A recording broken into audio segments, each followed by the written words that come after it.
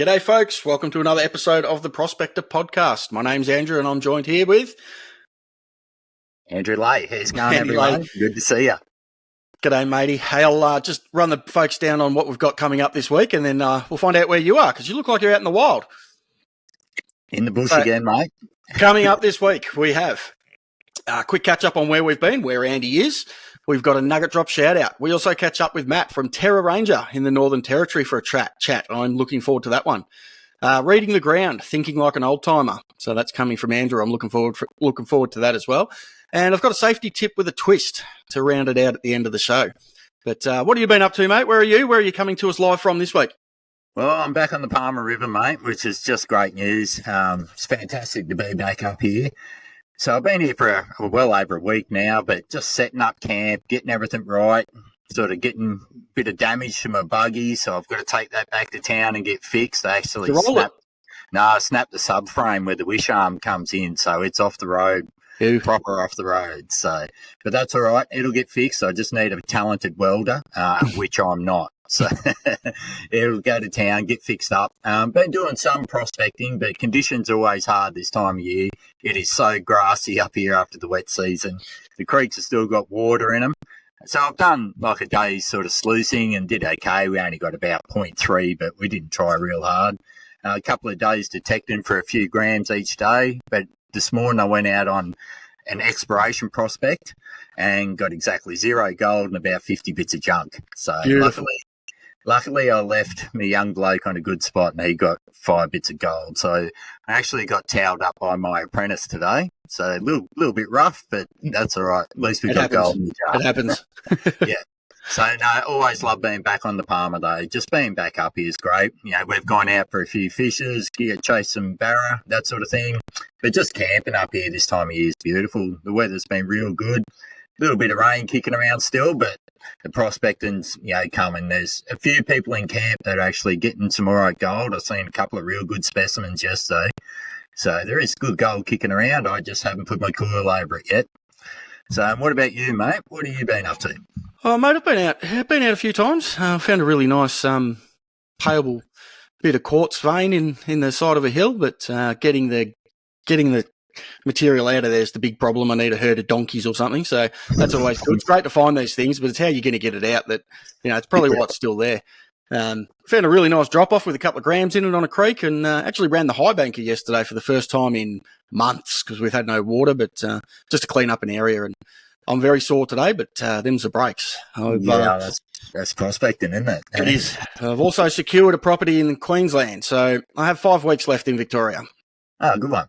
Yeah. Yeah, right. I come up here and join the real prospecting, mate. Yeah, I think I'll probably have to move the furniture in the house before I pack the car and come up there. Yeah, look, I mean, I really haven't done much sluicing or panning up on the Palmer because as you know, I'm reluctant to get off the coil. I just love detecting. But I'd love to see someone put in a full season just chasing it with the pan and sluice up here and see what sort of results they get. I'm sure it'd certainly be interesting. Yeah. You could definitely make a living out of it. I've got no doubt about that at all. I think by the time I got to ground like that on the Palmer, it's going to be hard to get a coil out of my hands as well. Yeah. Yeah. So a lot of people, of course, ask me about the Palmer River and how you get access. So you can either go to the Palmerville website or there's a Facebook page of Palmerville Campgrounds. So I'll chuck a couple of links in the description below. We'll chuck the links up so everyone can find it. You can get season passes. You can buy a 1,000-metre lot of land for a year and really set up a permanent camp, or you can just come for the weekend or a few weeks, whatever suits you. So, but all the information's there for everyone to find. Beautiful. Yeah. A couple of links in the description below if you wanted to do that. All right, time for my favourite segment, mate, and it's over to you for this one. Nugget drop. Rightio, nugget drop. This week it goes out to a bloke that's just sort of started off, really. His name's Jester Oz on Facebook, but Prospect Oz Adventures on YouTube's the one you want to see. Now, he's sort of a bit of a raw beginner, but he's got that good energy. He's always happy, always smiling, often with one of his young blokes, doing a fair bit of travelling and getting a bit of gold and other things as well. He doesn't just chase gold, so I just wanted to give him a shout out because he's fairly new in the game and he's just got that good attitude that we all want to see. He's happy. supports everyone, just wants to learn, but he's also taking everyone along on that journey of learning as well. Beautiful. So, yeah, Prospector's Adventures, jump on Prospector's. YouTube and follow him. And We'll put links the in the link. description below, as always. Yeah. Excellent. So, yeah, that's our shout out for the week, the Nugget Drop. Beautiful. Now let's round out the shout out with a sponsor, Matt's Crevice Tools. Guys, dolly pots, they are on the website, but I just actually saw today on Matt's Facebook page, he's going to do a promo for them. So keep an eye on Matt's Facebook page. He'll drop a promo code and you can get your dolly pots. He's got large and small dolly pots. They've got rubber stops on the hammers. Like, they're really, really cool. We've got steel straw snuffers and all sorts on there. So all your specialty tools, mattscrevicetools.com.au. If you want something custom made as well, he's really good at that. He's going to hate me for saying that. Anyway. He will, but look, he watched one of my videos the other day. I carry a half a hacksaw blade, so if I get a nugget stuck right down in real hard bedrock crack, I use the half a hacksaw blade. And he saw me using that. He said, "I'll build you a custom tool." So yep. I'm really looking forward to what he builds. And that's Matt. He's great with all that sort of stuff. That's the beauty of it. Like, he understands what you're trying to do and what you're using, and knows how to make that a better thing, because he understands prospecting. So, yeah. So, mattscrevicetools.com.au. Let's support all the guys that support us. So, jump over there and check it out. While we're supporting, we've got an announcement. There is now a Prospector Podcast Facebook page. Yay. So, link in the description below is that. Jump over there. We're going to put, if we've got an announcement like we did with Easter and we push this podcast out an extra week, we'll put it on the Facebook page. It's just easier to communicate with you guys because YouTube doesn't really have a platform to, they've got posts, but it doesn't show up on everyone's feeds. So, same with Spotify. It's a bit hard to communicate with you guys, and we want to keep you informed with what we're doing. So you can find all of that on our new page that you can go and like and share and do all that things with. So link in the description below. Appreciate your help, and see you on Facebook. We'll keep it up to date and chat and answer questions as well on there when we can. Yeah, definitely a good spot to go. And I know a lot of people have sort of come to my Facebook page, but it's getting that busy now. Comments are getting lost and I'm not seeing it. So we do want to keep everyone exactly up to date with where we're at and what we're doing. So, yeah, jump on that Facebook page and give us a follow, guys. Yep, too easy. And as most of them probably know, I'm not really the most active human on Facebook. I pretty much use it for marketplace. So you're no good going to my page to get any updates because you'll probably see photos of my son when he was born. And he's 6 years old now. So, anyway, mate, we've got a guest in this week. Yeah, I'm looking forward to this one. We haven't had someone from the Northern Territory before, so, it's great to touch on new areas. So, yeah, it is. And, he's got a massive following up there, really follows, from beginner right through to advanced with his information. It's going to be great. So let's get Matt from Terra Ranger in the Northern Territory on the show and say good day. Well, guys, let's welcome Matt, Terra Ranger, as he's known on YouTube, Northern Territory Prospector, into the Prospector Podcast. Thanks for coming on, Matt. Yeah, thank you very much, Andrew and Andy, for having me. It's a privilege, mate. It's really good to have you here, mate. Good to have someone from a different state in, just someone with local knowledge. Like, we can regurgitate stuff off Google about Northern Territory, but it's not as good as talking to someone that actually has food on the ground and knows what's going on. Yeah, absolutely. Thanks for having me. Now, matey, you've been at it a while. You've got a great following on YouTube. So how long have you actually been in the prospecting game? I'd say probably 5 years, maybe 6 years. And it started out as I've always had an interest in the bush and getting out. And, one thing led to another, and I found myself swinging a detector and fell in love, caught the bug. Yeah, usually the way it goes, isn't it? Absolutely. Mate, I think we might have lost your image there. There we go, he's back. Yeah, I don't know what happened there. Yeah, no, it's the first time I've seen it happen too. I was like, what's going on here? That's all right. He come up and asked if I wanted to add a gesture. Okay. Yeah, we'll try not to flip the audience the bird today, but so what got you into it? What sort of first kicked you off? That's a good question, and it's a personal one that I don't mind sharing, and it was more of a mental health rehabilitation exercise, something to get me outside, something to stimulate my mind, and I think gold prospecting is an excellent tool for mental health, as it's I don't know what the word is, but it arouses your curiosity. You're always wanting to know what's over that next hill. You're getting some exercise. You're getting out of the house, and it doesn't have to end out there. When you're prospecting, you can come home and keep researching. So once I sort of caught the bug, I just dove right in, and I wanted to know everything yesterday, and get boots on the ground. It's such a common story in this day and age that a lot of us use it for mental health. I mean, it used to be just fishing once. Blokes used to just go for a fish, but prospecting sort of stepped up in that regard, mate. So your story is actually a common one. I've used it for mental health as well. I know probably Andrew's the same, and so many other prospectors are too. So yeah, good one, mate. And like you say, it's that mental stimulation and the physical exercise. And then when you get home, you can research. So that's really good. Yeah. I think a really big part of it with the mental health side of things is because there is so many prospectors that use it and it's successful as well, they get the opportunity to talk about it. And that's one of the hardest things with mental health is guys speaking, because we don't.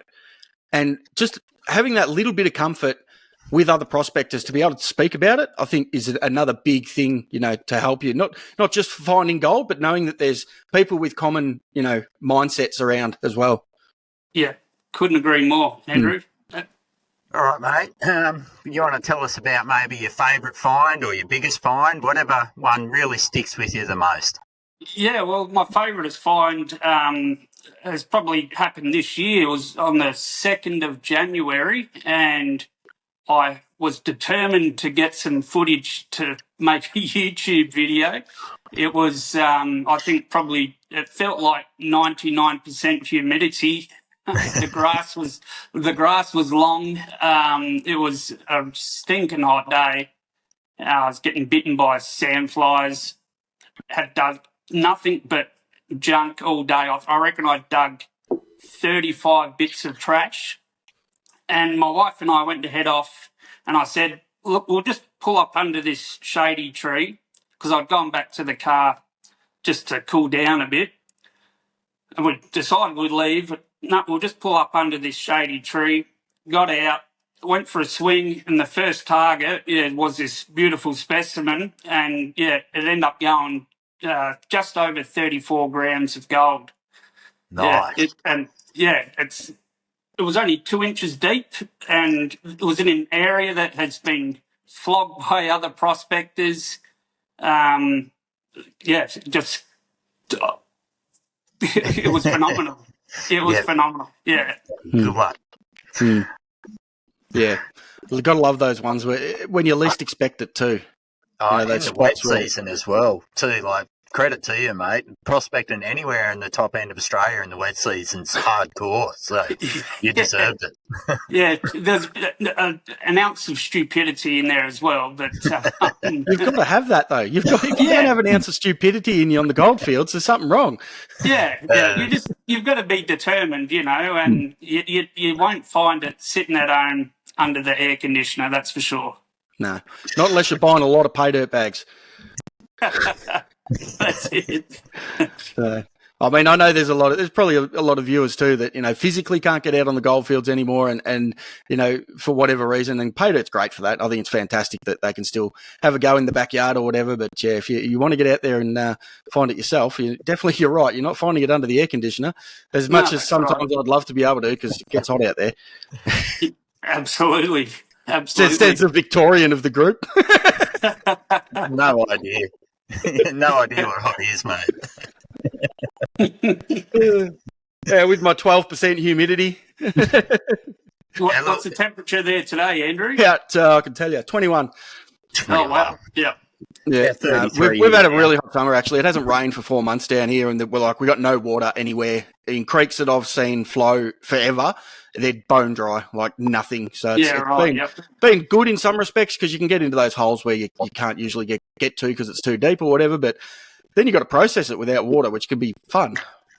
Yeah. Really Yep. fun. So And it up there, rained yesterday. Andy? I got out yesterday, and it's rained all day yesterday and today. So hopefully the Yeah, creeks will be we're flowing. doing those sort of 33-degree days, day after day at the moment, mate. Sunny mornings, cloudy afternoons, reasonable humidity. Still the odd shower coming over, but definitely the dry season's here, mate. The wet's over now, so. Yeah, And it's excellent. exactly the same for you, sort of thing. You're on a very similar sort of line to me, aren't you? Yeah, yep. No, that's it. Yes, well, I mean, the Northern Territory is something, I mean, I've never been there, and Andrew's never been there either. So, I mean, have you got a favourite spot or an area that you can sort of give us a bit of a rundown on the history and that sort of thing? Yeah, absolutely. So my area that I prospect in is the top end of the Northern Territory, so in the tropics. And I am mainly concentrated around what's referred to as the Pine Creek, Oregon, or the Pine Creek region. And that was discovered in the 1880s. And a huge influx of Chinese miners come over, and they found mostly hard rock deposits, but they also found some large alluvial fields as well. And I was just talking to the guys before, you just take your hat off to these old timers that have been there before us. And I often think that we're not prospecting, the prospecting's been done where more on a scavenger hunt. The gold we know is there, but we've just got to get out and find it. So yeah, the Pine Creek area in the top end of the Northern Territories, definitely my favourite spot, and a spot that I concentrate on. And that's an area the public can access as well? There is some public access areas. You still have to provide notification to the government, and they sign a document to say yes, you can access that, but it's only accessible in the dry season. So that's referred to as Margaret Diggings. Very rich alluvial goldfield. When that was discovered, they were plucking 70-ounce nuggets out of there. I've heard of even larger specimens that were found in there. So it is accessible, but most of the land up here is either occupied by pastoral leases, native title, and of course mining tenements. So with building relationships with pastoral lease holders, you can access some areas. And it's a good part of the world. I love it up here. So there's not like Queensland's got their GPAs, Victoria's got all your state forests and so on. You're a little bit limited up in the Northern Territory to where you go unless you build those relationships, or is there many sort of general prospecting areas or fossicking areas? Not really. Not so much. No. The NT is a bit behind the times when it comes to the Mineral Titles Act. Well, I believe personally it's a bit behind the times. We don't have to have a miner's right up here, or a permit or anything like that. And all we have to do is provide notification to a pastoral lease holder that we're coming on for the purpose of gold prospecting. However, they can turn around and say, we're conducting pastoral activities in that area, and then your chances of getting on are gone. They don't like prospectors so much. I think in there's a bit of a legacy sort of an issue where, you know, they've been done dirty by prospectors, you know, starting fires, clearing vegetation. So it is difficult, but it is possible. Yeah, yeah. So, look, at the end of the day, it's probably not such a bad thing because the people that are going to put in the time and effort to do that are your responsible people. Absolutely. Yeah, 100%, Andrew. Yeah. Mm. So I don't think it's all that, you know, it could be worse. You could be not allowed to go anywhere. So, you know, I think, you know, some of those things that people see as bureaucracy can also weed out the people that we have issues with, definitely in Victoria. You know, we have massive issues down here with cowboys, weekend cowboys that just wreck places and, you know, get onto private land and do all sorts of stupid things that gives our community such a bad name down here. Or not that it's got a bad name, but, you know, there's more chance of us getting locked out of places quicker than, you know, if people actually use their brains. Yeah, that's right. And I think probably with the gold prices the way they're going at the moment, I think there's going to be more people out there potentially doing the wrong thing, and more fingers are going to be pointed at us. You know, prospectors, we're all tarred with the same brush. You know, they're like hunters. So with the gold prices going up like they are, I think prospectors will be thrown into the spotlight a lot more. I think that there can be things there that can prevent that from happening, and I think education is a big thing. You know, all of these new people, if we're going to have an influx of people on the goldfields, we need to educate them. And there's not really a body or a group or anything that is set out to do that. You know, when you get your miners right, yes, you've got to read it and you've got to agree to it. But honestly, who's actually read your miners right from Victoria, the whole thing? No, I haven't done it. I don't plan on doing it. You know, I've had my miners right for 9 years or whatever. Like it's never going to happen. So there needs to be a concerted effort by the community. If there's not going to be a body, the community to say, "Oh, you knew, are you? No worries." Well, just so you know, have a chat to these people while you're out there, just to make sure. You know, it's because it's the only way we're going to be able to turn the tides on that tarred brush that we get. Yeah, and we know access is perhaps the biggest issue that prospectors face. 100%, and that's something I've noticed up here on the Palmer Goldfield. Like Palmer Station has opened itself to prospectors. You got to pay a fee to come on, but it's changed this goldfield to a degree where the poachers can't really get around anymore because there's too many legitimate prospectors sort of going, "Hey, hang on, I paid to be here. What makes you think you can just come in for free?" So it has changed, and we still get them. There's still always going to be rat bags, but you know, as a community, we can definitely stamp it out a fair bit. Yeah, that's it. Yeah, just education, like Andrew said. Yeah. So, all right, Matt, from what I want to know is what setup are you swinging? What detector are you using, mate? The 6000, the GPX 6000. So, awesome machine.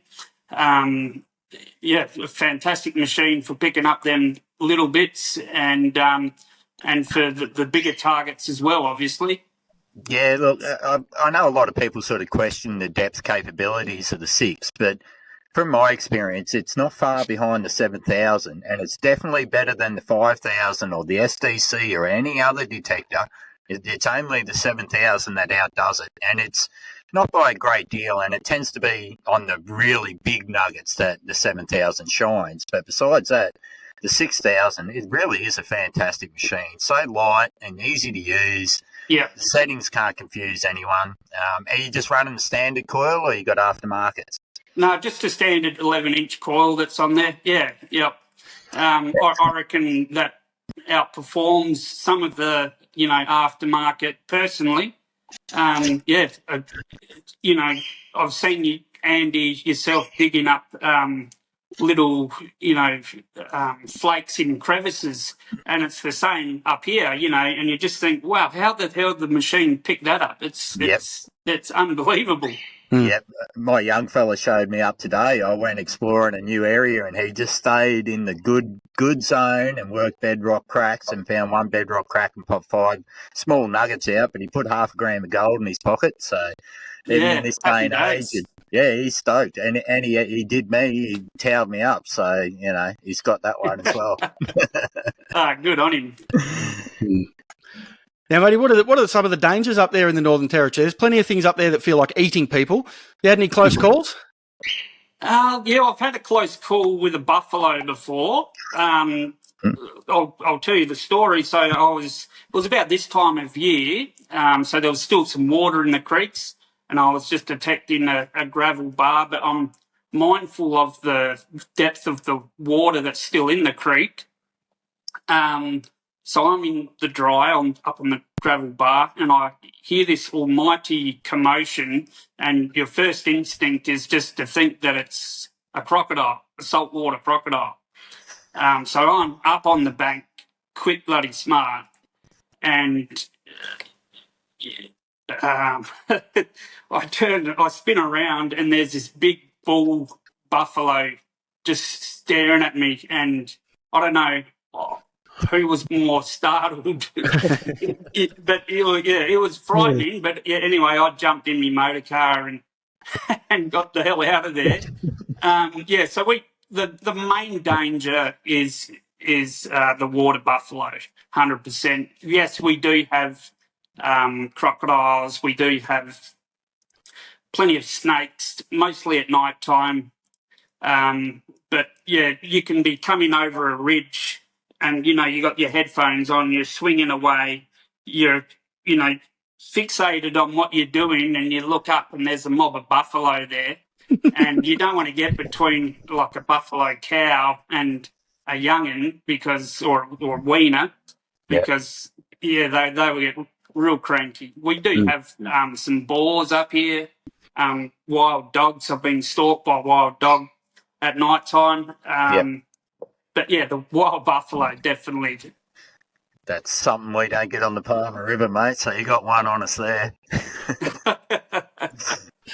Yeah, they're a big animal. I wouldn't want that running at me. I usually back my 100 kilo size in, but nah, I'm out of there. No, they can be absolutely terrifying. Yeah, very, very cool. Very cool.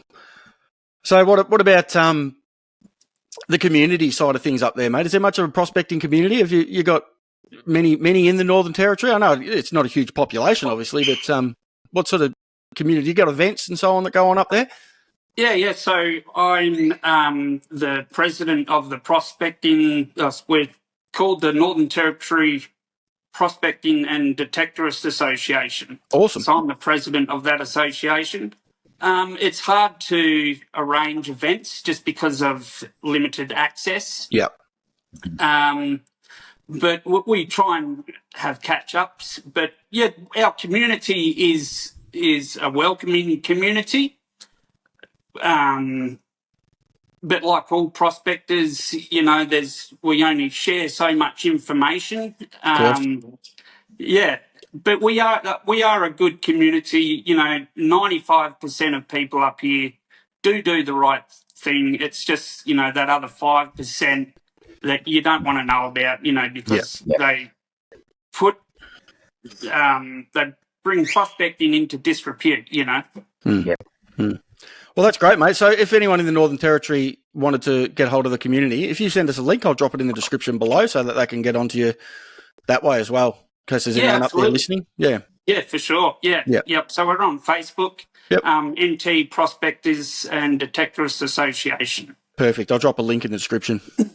Yeah, and those sort of groups are just so important. Like you say, the amount of information you can share, about the different tactics and different coils and machines and all that sort of stuff. Basically, everything bar X marks the spot, really. And, exactly. Yeah. And as we know, as we discussed earlier, the mental health side of it, being around a group of other people that are like-minded is not going to hurt either. Yeah, so we do take. We have obviously Darwin. We have a large population of military personnel up here, and we do take veterans out prospecting through another external organisation called Mates for Mates. Yeah, right. So we take them out prospecting with a gold pan or with a detector, and they love it. They're in a rehabilitation sort of a stage. and the reward they get, they're always asking, oh, when can we arrange one of these exercises again? That's great. It's actually fairly common through the prospecting scene. I know here on Palmerville Station, any veterans will get a discount. The station owner, 100%, you'll get a discount if you come as to they Palmerville. should, Yeah, 100%. Sure. Yeah. Oh, that's excellent. Yeah, no, that's great, mate. I didn't know that, so I'm glad I asked the question. Yeah. So a lot of people probably think that our interviews and that are scripted. I can tell you now, not one of our interviews has ever been scripted. It is all literally as if we're sitting around a campfire having a chat, because that's the way we wanted it to be. So, we literally have a couple of questions that we put on our run sheet, but otherwise it's whatever the guest wants to speak about. So, we're learning as much as everyone listening at most of the time. Yeah, and that's what these forums are for. For sharing experiences, learning different things. I know from Andy, I've learned lots of different little things that he's, even from his hacksaw blade the other day. I went and threw one straight in my backpack. I did wrap a bit of tape around it. I just thought, that's a good idea. Really is. Yep. So obviously you're chasing the same sort of things as me, mate. You're in the gullies, chasing the bedrock and the shallow ground, especially this time of year when it's our only option, eh? Yeah, definitely. So in the gullies, and I've had most success in dry creek beds, usually around tree roots or under large boulders. And, I'm looking for schist or a change in soil colour. Knowing that there's two rock formations there is something that I would look for. Obviously, red mudstone and quartz veins are all indicators that I would personally be looking for up here in the territory. Yeah, right. That's really good to know. I mean, a lot of goldfields are very similar, as we know, but research on the individual goldfield is one of the most important things, isn't it? And I'm sure you do a heap of research for your chasing your gold, just like the rest of us, mate. Yeah, absolutely. Yep, 100%. How do you go with that research? Is it well documented, or you've got to really dig deep for it?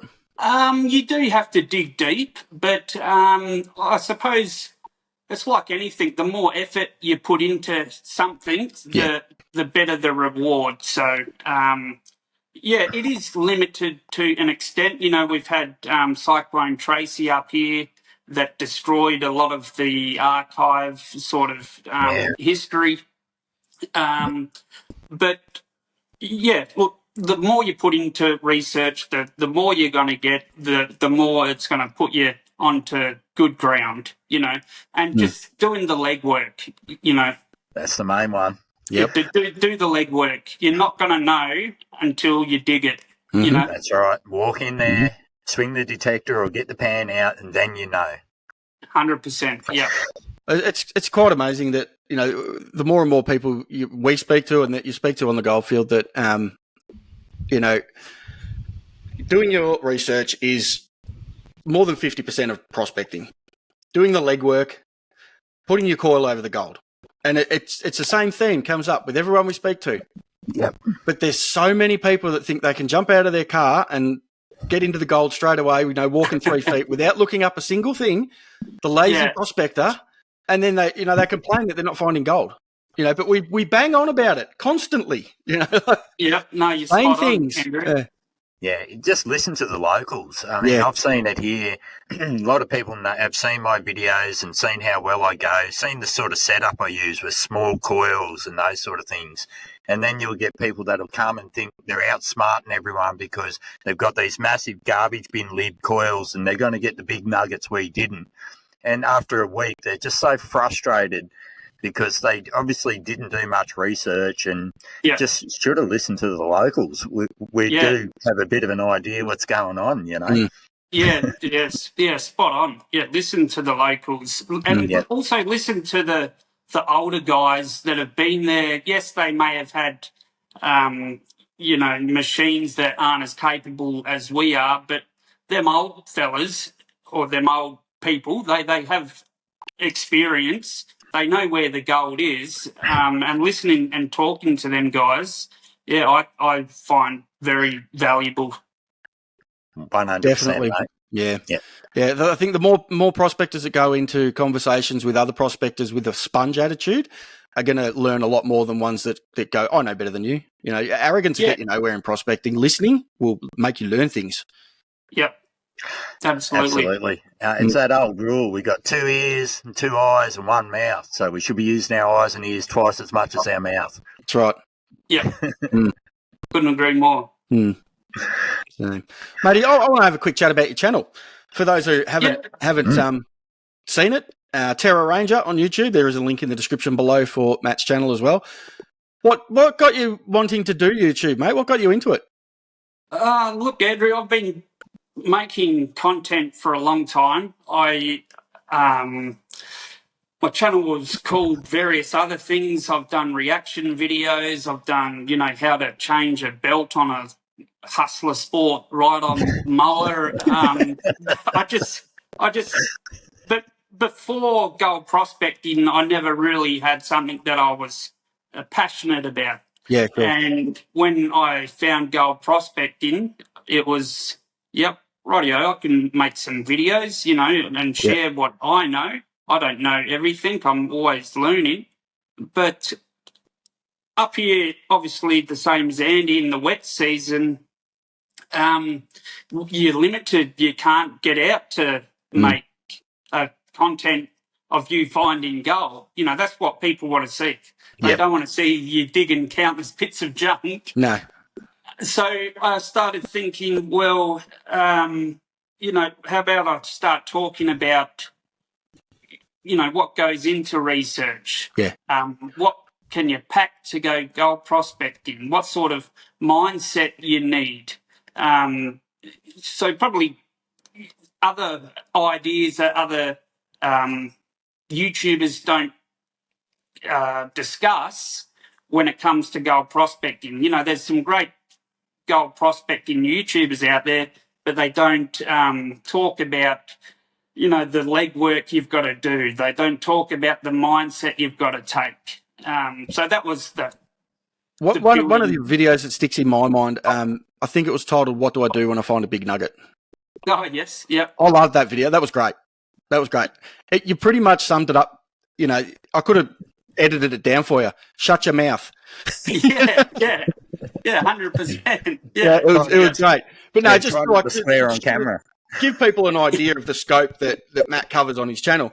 Literally go from, digging in the bush to finding gold through to what the hell do I do if I find a big nugget to, right through to, beginners getting into it and what gear you need. And like a testament to you and your channel that you've covered all bases really. Like it's really good to have someone that does see, maybe it is good that you have that off time, but you've got the time to think about it and come up with these new ideas and cover all bases for everyone. Like if I was to point someone at a channel to say, if you're beginning right now up north, you go to Matt's channel because he's going to, he's got the content there for you to see how to start from A and finish at Z. Yeah. Obviously, we'd all love to be out there, digging gold every day and making, unreal videos with drones and, and everything. But it's just not practical. We all have family. We have, work commitments. Yep. And then we have a wet season. Even though I do it as a profession, so I'm out here, I do 6 or 8 months straight, rarely have a day off sort of thing, but you still haven't got time to be flying drones around or my main job's to find gold. You know? So I just, some days I just don't film because, I'm centered on finding gold, and I'm sure it's the same for a lot of content creators. But, when that good idea comes to you, it's great to share it with the community and show people and educate people or just put a new topic out there, whether you're right or wrong. People will always let you know in the comments if you're wrong. So absolutely, yeah. The keyboard warriors, first they ones. Turn up quick. Mate, that block button's awesome. Just that block button is great. I think a lot of people probably don't understand too when they watch, content creator videos that it probably cuts 50% of your prospecting time out filming. Yep. Yeah, definitely. So, when I go out for a day and I get a gram, if I hadn't have shown you that, I probably would have got 2. Do you know what I mean? So, Yeah, you know, yeah. and take that into consideration. It's a big job filming for the day as well as prospecting. You should try it with a camera crew chasing you, mate. Well, you know, at least you don't have to carry the bloody thing, mate. Stop complaining. Yes, well, I do know about that for you. But, you know. And it does just sort of slow down your prospecting, like you say, which is what we're all sort of keen on. And that's why, I'm sure that, like I said, plenty of times when the content creators just aren't making videos because they're out there to do what they love to do, and that's just to be in the bush and hopefully find a bit of gold while we're at it. Yeah, that's right. Spot on, Andy. You know, I love getting out by myself, or even with my wife, and just turning off, leaving the world behind, you know, head down and following your nose. That's right. It's so good not to have phone reception. Yeah, absolutely. Yep. I've got the same thing at the moment. The goldfields I'm in, there's no phone reception. It's brilliant. Yep. Absolutely Excellent. brilliant. I couldn't fly a drone even if I wanted to with the rainforest canopy. I got no chance. I'd just crash it. Well, not too bad. The Palmer's actually fairly sparse as far as vegetation goes, like tree-wise. The Warwick goldfields will be much thicker than here. It's fairly sparse. Once those fires go through and that grass burns, it's fantastic. And I'm sure it's the same for you, Matt, up in the top end in the NT. You're sort of waiting to see that smoke so you can get on that open ground. Yeah, absolutely. But we use, you get apps now where you can watch fires popping up. Yep, I know that country's burnt. I can hack the detector and go. The one for the Cape, I don't know if you use it, but it's called NAFI, N-A-F-I, and it's it just shows all the fires pretty well in real time. So it's good for a safety as well. Like if you're going fairly remote, you want to know you're not going to get, even though they are grass fires, you can't outrun them sometimes. They can get pretty quick and pretty savage. So especially if they get a bit of wind behind them. And NAFI is a good app to use, Andy. Yeah, 100%. Yeah, I recommend anyone that's coming to the top end, Northern Territory or Queensland on the Cape, put the NAFI app on your phone. It's a good safety feature. Yeah, and for anyone not going up north, for the rest of us below the tropics, try Zoom Earth. Righto. It's very good. Shows you live fires. You just got to put the layer in and it shows you everything. Real time. You can actually almost zoom in and see the flames. It does a heat signature, so it knows, exactly where it is. Because like down in Victoria, it's not the fact of outrunning them. It's you're going to get burnt to death. Like you don't want to be anywhere in the fire zone in Victoria because it's all over. Different totally different fires. There. As they're hot, they burn up, into the crown and away they go. It's you don't want to be in there. I actually went into a backburn area, I think 11 days after they'd burnt it. So, and they were off patrol. I had access to it. It was fine. I got in there just pre-dawn. So it was, just on that sort of dark, but not quite daylight. And as I pulled in, I could see all of the coals on the ground still glowing red hot. I'm like, I'm not burning my boots or my coil to walk in there. And that's 11 days after they backburned. So that's a cool fire. And still, you've got the whole ground's just red hot. There's still heaps of smoke, but that's, those of us who smoke don't really care about breathing it in. So, you just got to be a bit careful down south with the fires, but still a good thing when you can get in after a fire because you've got that nice clear ground and you can actually see the ground. That's the hardest thing for me down here is vegetation. It's all well and good to say find your diggings. You got to find your diggings. Like it's a jungle. I'm sort of east of Melbourne, Matt, so I don't sort of head to the Triangle too much. I'm more Gippsland and the goldfields that didn't get the notoriety that the rest of Victoria got, which in a lot of ways works to your advantage because it didn't get as hammered and still doesn't get as hammered. But you've got some other issues with pretty much jungle. It's like Jurassic Park.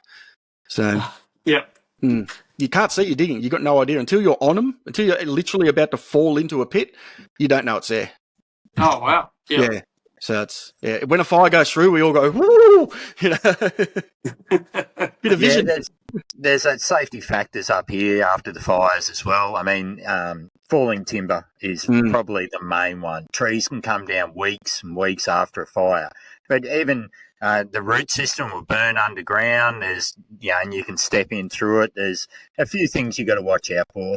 It's hard not to get excited, especially when you know it's burnt good gold ground. Yeah. So, but you've got to use your common sense as well. If there's still smoulder and timber and stuff in there, and maybe it's just a bit soon. Yeah. Yep. But you always want to be first, so you start weighing up those options, don't you? That's right. That's it. All right. Well, preparation is obviously very important going into prospecting. Not just your research, but your preparation. Look at the weather, look at the fire maps, check your full drive. The list is endless. It is, and it's not no nuggets worth your life. Nah, absolutely not. Nah, you want to get home to your wife and kids every day. Or your family. Yeah, that's right. Yeah. That's right. There's plenty of dangers out there. I mean, you just got to, keep them in mind. Snakes and all sorts of things that are going to really wreck your day. Absolutely, mate. It's been an absolute pleasure. Thank you so much for coming on. Let's do it again sometime. Yeah, great chat. This has been excellent. We'd love to have you back on. Definitely, Northern Territory. We don't. It doesn't get the coverage it probably deserves. Like looking at your videos, mate, there's plenty of gold up there. So, I shouldn't say that, should I? Whoops. No, go over there. Go to Northern Territory, everyone. I'm leaving Vic, so I'm on the hunt now. Oh, excellent. No, where are you going, Andrew? Queensland. Oh yeah. Nice. I'm in Vic for another 5 weeks. I had to keep the missus happy. She wanted to live somewhere civilised, mate. Well, I haven't told you there's not really any gold there, though. I already know that. I was just going to start sluicing beach sand. It's been a privilege, gentlemen. Thank you very much for having me. And thanks for coming on, giving us a bit of insight. As I said, all the links to Matt's channels and his organisations and so on are in the description below. Make sure you check him out. He's a great supporter of the community and content creator. So we wanted to get him on here because we know how great he is at doing what he does. So thank you very much, mate. We'll talk again soon. Yeah, thanks, guys. All right, mate. See you soon. Stay safe. Thanks, mate. See ya. Well, there we go. That was great having Matt in. What a wonderful chat and bit of insight to the Northern Territory. Cheers, mate. Thanks for coming on. Links obviously in the description below to all Matt's channels. Speaking of links, you can find me on YouTube, Another Gold Prospector, link in the description below, and Andy Lay, Diary of a Prospector on YouTube as well. Also Facebook, all his links are in the description below as well. Now, time for, one that gets a lot of views actually, Reading the Ground. So over to you, mate. What have you got for us this week? All right. Well, this week we're going to talk about old-timers' workings and how you can use them to your advantage to find gold. Now, the old-timers, as we all know, were fantastic at what they did. They worked so hard. They dug every gully out they could find had gold in it. They chased every hill they thought had a hard rock mine on it. So what we want to talk about is how to use that to your advantage. So to do that, you've got to sort of understand what the old-timers were trying to achieve. A lot of the time, the first thing we're going to come across is the alluvial diggings in the gullies themselves. So, and there's a lot of different type of alluvial diggings. It can at times come down to the people that were digging it. Was it the Chinese? Was it the Cornish? Was it, the Germans? They all sort of had different techniques and different ideas, but yet they were all trying to achieve the same thing. So we want to talk about, the different types of alluvial diggings first. Up here on the Palmer, we've got what we call throwouts, which is where the only gold that was rich enough for them was the gold that was in the dead centre end of the gully. And so all they've done is just dig the gully out, thrown all the overburden, all the rock and sand away, and then taken that pay dirt layer in the bottom of the gully. So those throwout piles can be pretty good actually for finding gold in, but they also tend to tell you that up on the banks or perhaps the inside bends and stuff weren't that rich because they never dug the banks away. So it's telling you that the gully's, yes, got gold in it, but it's not the richest gully in the area. So throwout piles can be good, and they're often the first things we'll see in small gullies. And then you'll go up a bit higher and you'll actually start to get potholes then on your inside bends. Now, when you're chasing like the old-timers' workings and follow them, you can tell what direction they were digging just by the shape of the hole. Obviously, like all of us, you throw dirt behind you. You don't throw it in front of you on where you're going to work. You throw it behind you where you've already dug out.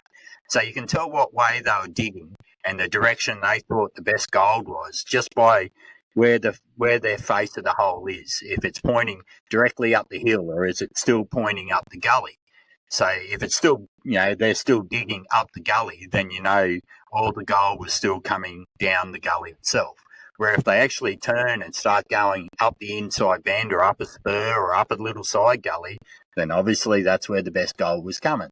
Yeah. So reading the old timers' workings will tell you where they thought the best gold was. So you use that to your advantage, of course, and you chase it. Now, once we get past the alluvial workings, often the old timers especially, they were always after the hard rock mine. That was their holy grail. They wanted the source, as we all do. So once they leave the gully, then the diggings will often change in their way. They'll stop potholing for gold and they might turn to costines, where they dug a trench right around a hill or right across a hill and tested that whole length of the hill to see where the richest gold was. And often they're just chasing a bit of dust or a few specks then. So if you're seeing a costine, that means the old timers thought the hard rock source was somewhere above that costine. Yeah. So, and they may not have found it, but you might with a detector or even get lucky with just taking samples the same as they did. We call it loaming in places as well, of course, where they loam, they put a series of potholes. I've seen that more down south, but here in Queensland, they tend to run a costine where they just put a trench right around an entire hill. Now, there's one here called Mount Madden, and anyone that's been to Palmerville sort of knows the legend of Mount Madden. It was rich. When we first came here that 3 or 4 years ago, we were getting a lot of gold. Now, every single gully running up to Mount Madden is just loaded with diggings, and all of them, every single one had good gold, big gold in it. But yet there's not a single hard rock mine on that hill. But the old timers looked really hard. They put a costine all the way around that entire hill, but yet never dug a mine. So that tends to tell me that they weren't getting much gold in those costines, not enough gold to continue looking for the hard rock source above the costine. So at the same token, I'm not going to put in much time either chasing a ghost that the old timers couldn't find. Where we found a lot of specimens, we did put some time in on the hill, but no one's ever found a hard rock source on that hill worth detecting or panning or anything. So the old timers got it right. Yeah. And the reason for that, just in case anyone's wondering, is obviously the hard rock mine has eroded away and become alluvial gold. And that's why that source was never found. It's literally just crumbled off the hill and worked its way down with gravity. And that's why that hard rock mine wasn't filled. So it's depending on what stage you find that alluvial at as to its decomposition out of the ground and where you're at, whether you're going to find a hard rock mine or whether it's already eroded away. Absolutely, mate. And I know the diggings here are a bit different to what they are for you guys down south in places too. I think they were, by the time they got to North Queensland, they dug on 20 or 30 different gold fields, a lot of these blokes. Some of them had been digging for 20 years by the time they got to Palmerville, so they were bloody good at what they did. Yeah. And they were onto it really quick. So I've noticed when I was down in the Highland, Victoria, the diggings and the way they chase gold was different to how they do it in North Queensland. Yeah. So, you know, we've got to use it to our advantage. So when you walk in and you see old timers' workings, the first thing you want to take note of is what direction were they working? Where was the working face? And what were they trying to achieve? Were they chasing alluvial gold or were they looking for a hard rock source?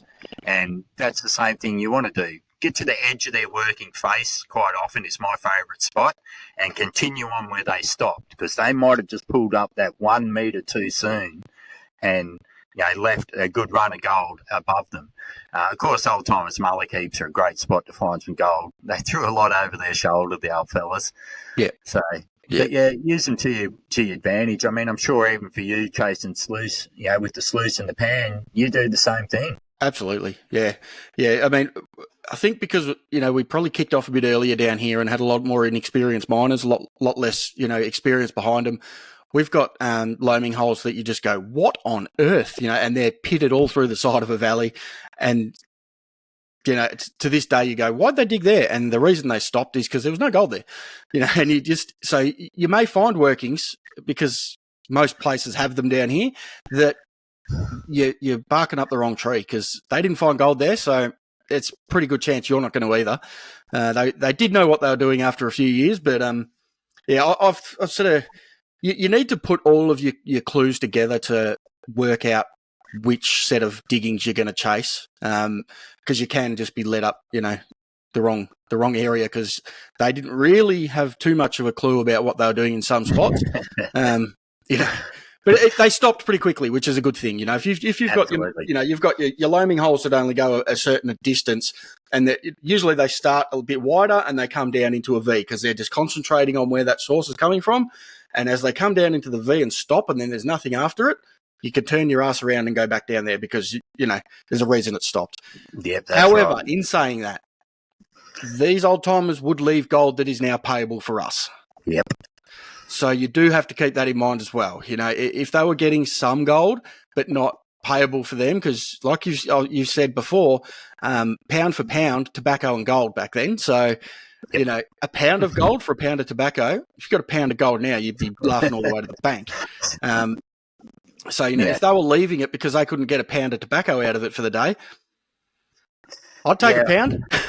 That's right. I mean, some of the gullies up here that have got no old-timers workings in them at all, not even close. There's not even workings within a kilometre.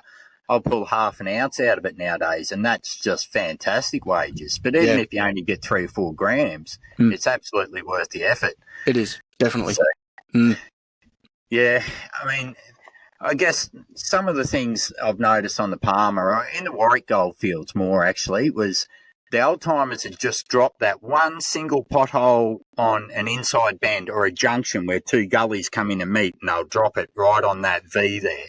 And if they just dropped one hole and walked away, that tells the story that there wasn't payable gold for them.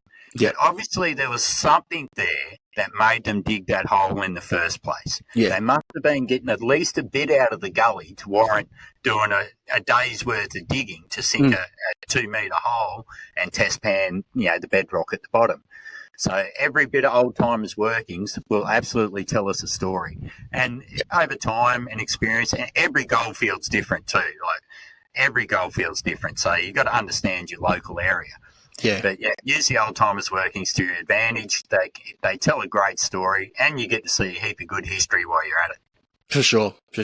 And moving even on to away from loaming holes and the alluvial diggings, you've also got to sort of take into account what was hydro-sluiced. Which in this day and age can be a lot harder to pick a gully that's been hydro-sluiced. It can just look like erosion, but it's been sluiced to within an inch of its life. And they didn't catch all the gold when they hydro-sluiced, but they certainly got a lot of it, and a lot of it out of a lot of material. So, your chances of that creek or gully refilling are a lot less if all the banks 40 feet either side of it have been hydro-sluiced. That's right. The Tumbarumba area in southern New South Wales is a really good example of that. Now, Tumbarumba had a lot of gold, but it was all fine gold. It was one of those places, a bit like Beechworth and stuff, where it's just dust. It's not known for nuggets at all. But that's where the California Prospecting Company came in, and they set up the massive big tripod sluice. They built a dam like 10 kilometres away, way up in the hills, ran a massive, like 2-foot wide pipe all the way over the hills, and then brought it down to like that 3-inch barrel at the end, and then had to put it on a tripod, and it still took like 10 men just to turn that tripod. The pressure of water was so high, and they just took 60 foot of dirt, took the lot, and just blew it down through long toms. So that's right, and that tells a story in itself. Usually if you see hydro sluicing, the ground is very deep. Very deep, and usually fine gold. Usually dust. Yep. Yeah. Glacial till, I think, would be the same area as Beechworth that you would have up at Tumba. Yeah. It's all been crushed by glaciers and ground down. But that's chasing your history is going to tell you all that sort of stuff to start with anyway, which is something you should sort of do before you go into any goldfield, is try and read the history and understand what sort of gold's present. Can you detect it, or do you have to get the pan out? Yeah, and look, that's part of what we say so regularly about, doing your research. Research isn't just about finding out where gold was. It's about finding out how it was mined, why it was mined like that, and what you should be going in there looking for as well. And, reading the ground like the old timers, that they're the clues that you can link together with your research to give you a far better idea of what you're looking for. There's nothing better as a prospector, is there? When you walk into a new gully that you've never been into before and there's no reports about it and you see old timers' workings, like that's the best thing any prospector can see. Straight away you're like, I'm on here. Yeah. There's gold. There's only two indicators for gold, and that's gold diggings by the old timers and gold. Yep. So if you see the old timers diggings, you know it's there. Now it's just up to you to do the work. Yeah, that's right, for sure. Yeah. So old timers' workings. Just take note. Over time you learn to read them, just like any other ground. Use them to your advantage. It'll put gold in your jar. For sure, agreed. Definitely. Right. I understand you've got a safety tip for us for everyone that needs to take note in this technical day and age where the internet's our main source of interaction. Yes. So I don't want to come across as Karen or Mum here or Dad or whatever you want. Because go full Karen. Just stay alert. Just make sure things are real. With these gold prices the way they are, all-time highs, it's a great time to be a prospector, and even better time to be a prospector if you find gold. So, unfortunately, with items of value, there's always going to be people looking to take advantage of the opportunities to steal, to con you, to scam you, to rob you. So your gold and your money is at risk. So just be aware. Not everyone's legitimate. Do your due diligence. It might save you a costly transaction or a lot of embarrassment. It's rife. I see a lot of comments on Facebook pages and all over the place about, I got ripped off. Just use your common sense. I know it's not so common these days, but just try and use it. Put yourself in a position where you're in control of a transaction, not the other way around. Because as soon as you lose control of that transaction, you're getting done. So just be careful, guys. It's high price. You don't want to spend all your time going out there finding all that gold for someone to rip you off. It's a great time to be a prospector, but according to the internet, it's a great time to be a scammer as well. Correct. So I know, look, my Facebook page has been getting hit really hard by, and there's just always someone putting up a post that they buy gold or they've got gold for sale. And straight away you should take that as a red flag that somebody's had to come onto someone else's page to try and buy or sell gold. Yeah. Why is their own page not suitable for that? Or why can't they do it in the normal fashion? It's the internet. Take it with a bucket full of salt, because if you don't know the people or don't know if they're legit, there's a fair chance they're just trying to rob you. Yeah, exactly. Yeah, try and keep to your private groups with a controlled environment, with people that are trusted and they've got admin support to sell and buy and so on. Just do it safely. Don't think that someone offering you 3% above spot is worth doing the transaction, because take your 3% hit and get someone you trust, because someone that is trusted. Even if you go to your local gold dealer, they might take off 10 or 15 or 20% off spot, depending how pure your gold is. But at least it's a legitimate transaction. Yeah. And you're above board, everything's fine. You're not going to get robbed or get in trouble. So, it's just not worth it to chase, like you say, that extra 5 or 10% hit, especially people that are, trying to sell gold. You just got to absolutely make sure they are legit, because they're the main ones that are hitting my page at the moment. People, it's basically the Nigerian prince story, mate. There's always someone there to try and flog you a bit of gold that doesn't exist. Yeah, because let's face it, there's a million photos of nuggets and gold on the internet, so it's not hard for them to get real-looking photos. So just be careful, everyone. We don't want to see anyone get robbed. No, that's right. We don't want to see anyone get disheartened by the community or the hobby, because they were done by an internet scammer that's got nothing to do with the hobby or the community. So, yeah.